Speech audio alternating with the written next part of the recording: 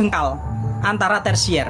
Saya pakai naungan bang, dan anggur saya kena karat daun, bintik-bintik hitam menguning. Tampias, biasanya tampias, air hujan yang dibawa angin. Nah, walaupun menggunakan naungan tetap dilakukan penyemprotan teman-teman ya, tetap dilakukan penyemprotan ya. Walaupun kita menggunakan naungan tetap dilakukan penyemprotan. Teralis ya cukupkan 2 meter nggak apa-apa, atau 1,5 meter. Tergantung apa?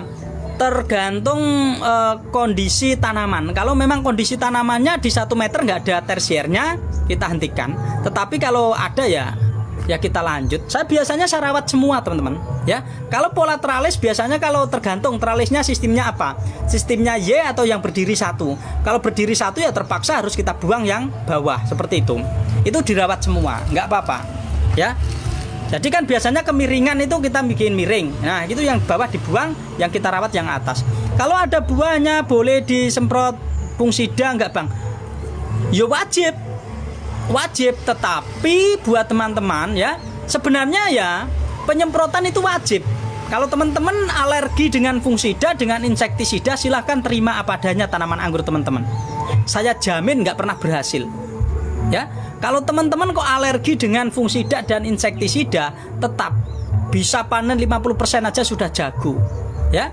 Paling yang bisa panen 20%. Maka dari itu buat teman-teman, kalau mau menggunakan fungsida itu wajib di mana?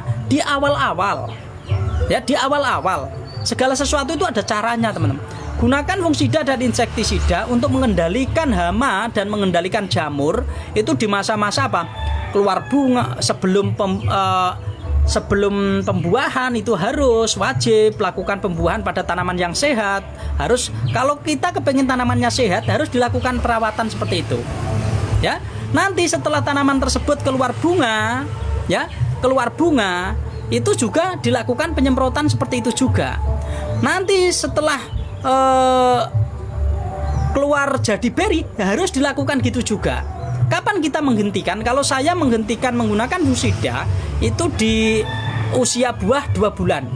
Usia buah 2 bulan itu saya hentikan, dan saya lanjutkan dengan apa? Dengan penyemprotan kalsium etalase 5 ya. Saya gunakan kalsium. Kalsium ini untuk mengamankan tanaman anggur kita biar tidak residunya mengandung fungsida, insektisida dan sebagainya. Kalau MS-01 susah nggak perawatannya? Hampir semua tanaman anggur sama. Seperti itu teman-teman ya. Jadi teman-teman kalau mau nanam ini hampir semua tanaman anggur sama. Hanya saja memang untuk kalau ini masih mending mudah dibuahkan. Untuk para pemula tidak saya rekomendasikan menanam varian Mondrop. Ya, tidak saya rekomendasikan varian Mondrop. Kenapa? Varian Mondrop membutuhkan waktu untuk bisa berbuah. Ya. Seperti itu ya. Jadi buat teman-teman saya sarankan ya, memang kalau lihat tanaman anggur Mondrop itu menarik sekali. Buahnya hitam-hitam, lonjong-lonjong, banyak dan sebagainya. Karena mereka ngambil videonya di mana? Di luar. Bukan video-video dari luar. Kadang kalau ada beranda mondar-mandir, apalagi ada yang jual bibit, menggunakan video-video seperti itu, lebih baik jangan beli. Ya. Kalau teman-teman scroll HP kok dia menggunakan video-video dari luar, itu jangan beli ya. Saya punya Mondrop cuma tumbuh 3 tersier udah setahun. Iya, susah untuk dibuahkan, tapi nggak apa, kita pantang menyerah. Nanti Mondrop itu kalau mau dibuahkan, batang sekundernya itu sudah siap tua banget. Ya, sekundernya tua banget. Kalau sekundernya belum tua itu juga sulit ya. Bagaimana melihat sekunder tua? Sekunder tua itu terlihat pada kulitnya teman-teman. Kulitnya itu sudah tahulah ada serat-serat muda sama serat-serat tua, teman-teman tahu. Kulit muda sama kulit tua itu tahu. Ya, walaupun mencoklat seperti ini saya sematkan sedikit ya. Ya, walaupun mencoklat seperti ini tanda-tandanya tetap masih sekunder, masih muda.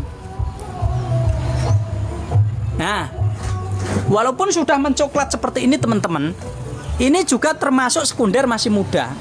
Ya, ini masih muda. Ya, masih muda.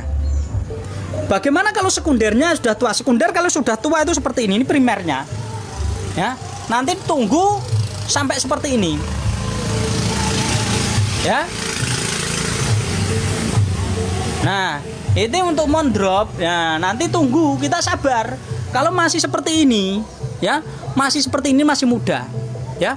Masih seperti ini masih muda. Maka saya sarankan buat teman-teman kalau mau menanam varian mondrop ya, sabar, ya. Mondrop sabar. Ya. Sabar ya.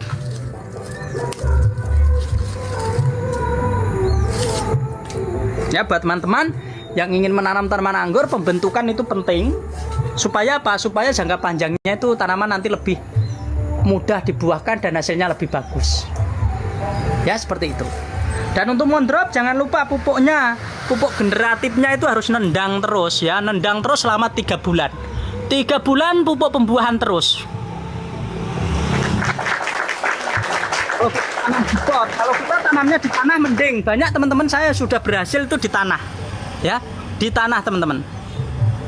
Cabang pada kering penyebabnya apa, Bang? Cabang pada kering ya tanaman kekurangan nutrisi. Ya, tanaman kekurangan nutrisi. Kalau keringnya normal ya wajar tanaman anggur itu mencoklat mengering. Cabang itu kalau mengering mati atau mengering mencoklat. Seperti itu. Makanya kalau orang awam ya, orang awam melihat, "Lah, tanaman anggurnya kok kering semua?" Ya memang tanaman anggur itu seperti itu bentuknya. Tetapi ketika kita gores kan masih hijau. Ya. Bang, jual graftingan yang sudah sambung ada nggak? Nggak jual aku teman-teman. Oh, kering mati itu karena seperti itu. Kalau ditanam di lahan terbuka ya, lahan terbuka dia kena karat daun, nah kena jamur, akhirnya mati. Jamur itu yang menyebabkan dia mati. Maka harus dilakukan perawatan penyemprotan fungisida. Ya, teman-teman yang menanam di lahan terbuka gunakan perawatan fungisida. Ya, perawatan fungisida. Dosis pertama teman-teman bisa gunakan yaitu sekitar 1 mili per liter, atau kok daunku bercak-bercak kuning mau timbul hitam. Lah itu karena terserang jamur abangku. Lakukan penyemprotan fungisida, terserang jamur itu. Itu terserang jamur. Teman-teman yang ingin menanam tanaman anggur, ini penting sekali dan ini perlu dipahami untuk teman-teman semua, ya. Harus ada perawatan. Itu kalau teman-teman di lahan terbuka, makanya saya sarankan kalau batang masih hijau jangan dilakukan pemangkasan. Kalau batang masih hijau dilakukan pemangkasan ini beresiko, pasti kering. Solusinya gimana Om? Lakukan penyemprotan fungisida. Nanti langsung setelah disemprot dikurangi.